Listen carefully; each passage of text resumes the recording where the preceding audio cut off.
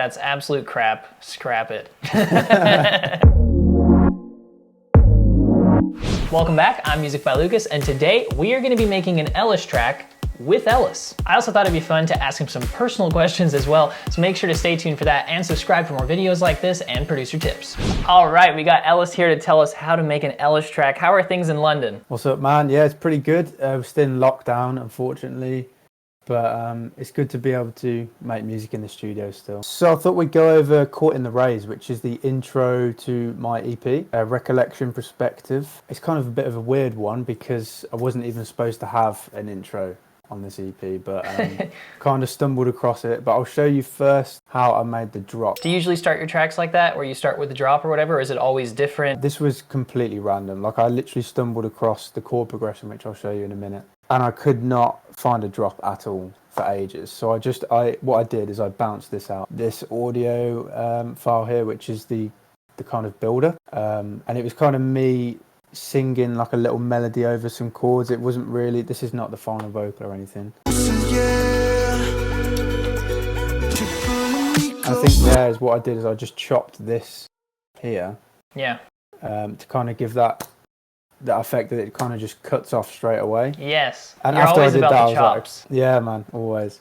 And that's when I was like, okay, this needs to be like a super dry kind of punchy drop, because the old one I had was very like sustained and big sounding chords, and it was not very like Ellis sounding, I guess. So this is why I kind of brought it into this project. You have this kind of build up that's less dry. Yeah. It's very like, you know, deep, and then you go to the drop and it's a totally different effect. I think that's also is the contrast, you know? 100%. And that's one thing I was going to mention is the contrast between the verses and the drops in the song is huge. You have this really like atmospheric build-up. I'll show you in the other project that there's like so many atmospheric sounds with huge reverbs on them and stuff, and then it goes into this really dry drop. I'll kind of show you how I did it. So I think this is what I started with, this piano here.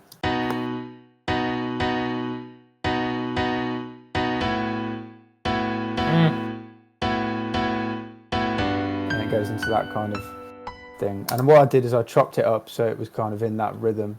And then I actually left the second half, like the B part, in this kind of legato, spacey sort of, I don't know. Again, in my head, more it was contrast. Kind of like, that's what I wanted. Yeah, that kind of contrast between the two sections. So once I'd done that, I think I probably dragged in this standard kick and clap, which is what I use in a lot of stuff, and it's just super punchy. And then I would have kind of moved on to the synth side of things. So the first synth is this big hit here. Kind of this rising swelly synth, and that's made in ES2. Oh, which is dope! Like my favorite plugin ever. Wow. It's just a Logic. Yeah, it's a Logic stock plugin. Like, Logic this is the first time we've had ES2 on the YouTube channel, so shout out to ES2. Is it? Oh, big up ES2, man. Big up ES2. I love it. This is what I used to use when I started producing hip hop, like back in the day. That I used ES2. Really? Yeah. Yeah, I started with it as well, and then I just know it like the back of my hand now, so I just kind of stick with it, I guess. Sick. So I started with a saw wave, a little bit of noise on a different oscillator, 12 voices which are being detuned from each other here with this analog function. And then the cutoffs all the way down, and it's being automated up with this envelope 2 here, which just has like the decay on the full and attacks like halfway, so you get that kind of swell. And then this distortion inside ES2 is really cool. If I turn it off, it's super clean, and then you just turn it up, and you get that like grittiness. Yeah, the grittiness is what gives it that effect for sure, and it makes it like sound so much more full. And then we have this bass sound here, which is kind of mimicking what the synth is doing really. But so I'm using this sound in Massive, which I use a lot. It's got a lot of sub to it. So what I did was automate the high cut on the EQ instead, which just gives the same effect. And it just matches the chord, you know. Yep, all about the automation. And then, automation all the way. This sound here is kind of what gives the rising, like, it sounds like it's pitching up. So you've got this really weird kind of thing going on. That's it, with no processing. Sounds like a little toy or something. Yeah. Automation. So we're automating the pitch here, which is just doing that. EQ, kind of same as the other synth. We're just getting rid of more low end this time. Ignore the compressor and the tape delay.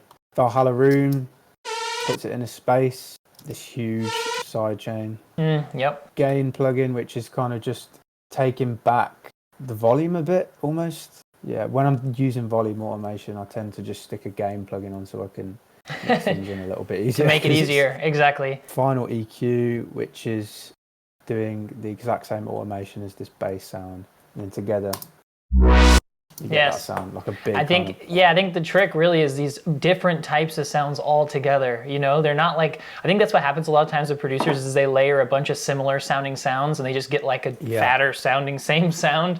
And I think you made it sound, people hear yours and they're like, whoa, what is that? And it's just this interesting layer of different types of blend, you know? Absolutely. So, I think that's a really good layering tip. If you could only be on one British TV show, which one would it be? And you have two options: Love Island or Great British Bake Off.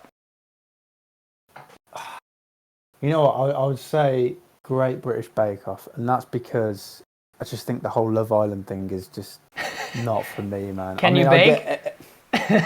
No, so there you go. I would actually choose the baking over. You would choose the baking, Love Island, even though I can't bake. Well, let's go over the break or the other sections a little bit. Yeah, so we're in the main project now, which is much bigger, and this is the break. Yeah, I think it's kind of a good thing to talk about because the contrast is so huge from the drop. So the main idea started with the saw chords. So it started with these chords, which I just fell in love with. Yeah. All this going on here is, again, ES2. Yep. It's giving me those Dead Mouse vibes, you know, like the kind of like I'm waiting for the kick to come in. It's like that those euphoric like synth chords is what the whole idea of this was. So it's just some saw wave chords, really simple, just being filtered out. The whole idea of this was to kind of add in a bunch of live elements, like completely fused with the synth elements. We've got this respace, which is underneath. Beautiful. A lot of warmth. Simple again. Yeah. And the way that I did that was literally just added a lower octave oscillator in Serum, and it kind of just gives that thicker kind of feeling, and I just filtered it out. And then these are super important layers, I think, these Rhodes and the Whirly. Beautiful. So with this is recorded on, let me see if I can get it. This is a Yamaha CP. It's basically an emulation of like a Rhodes and a Whirly, and you can kind of just switch between the functions, but it just gives that super like organic feeling that a Rhodes has. It's just really trying to combine all of these textures together. So that's kind of the basis of the verse, and then on top there's just way too many ambient sounds, you know. So we've got that sound, which is a Logic sound. These are also from the CP. They sound like something that a whale would make. This is why it's called whale wobs. So let's talk about the guitars then, because obviously that's a key point of the track. Yeah, so the guitars, they're an acoustic guitar, they're mic'd up. I recorded these ones in. And that's what you heard in the drop as well. Nothing crazy going on, they're just hard panned left and right, running through CLA guitar. Nice. Just compresses them a bit. I love and CLA. My housemate, CLA is incredible, especially for like guitars as well, I find. This is what my housemate Louis recorded in, which is a little bit more complex. Which are these more kind of atmospheric melody layers, which just sit nicely.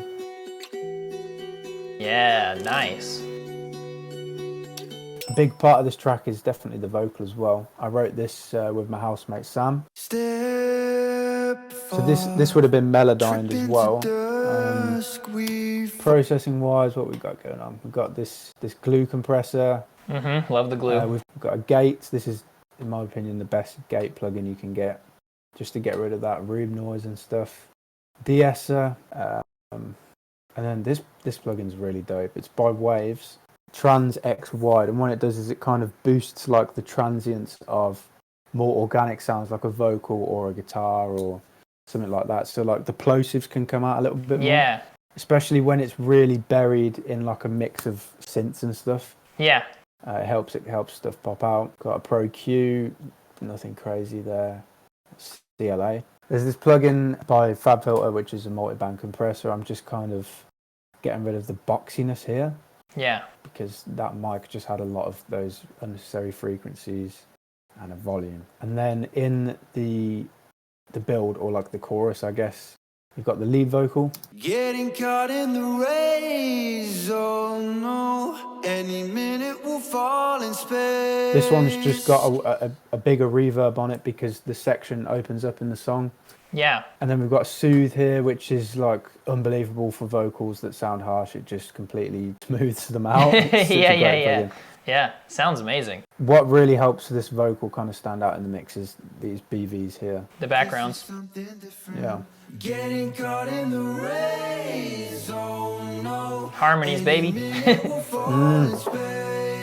So this is me and Sam singing these together. That's so cool. So when you have like a different singer singing the BVs, sometimes it really thickens the vocal up because they have a different timbre to you. Pro tip. Or to the other singer. So there you go. I love that. A low harmony, always got the lower octave. It just thickens stuff out. And then, yeah, these are all just hard panned again. And they're probably just super compressed. So yeah, the kind of contrast between organic and electric is something that I'm really interested in at the moment. Really bringing in those elements of nostalgia from like disco and funk and all of these things that I used to listen to when I was younger. Yeah. And then trying to fuse them with like modern production, which I don't think, I mean, there are definitely producers doing it, but I think in the kind of funk kind of side of things, there's a lot of producers who are definitely taking on a new wave of funk, but they're still using like a lot of analog gear and stuff. So I just wanted to bring that like future kind of sound to funk, which is what kind of gives that electro funk thing, really. That's it for Ellis. Make sure to comment below which artist you want me to make a video like this with next, and like this video if you like Ellis. Become an official member of my team to start working together with me. Subscribe here and to Ellis, and now some more producer tutorials.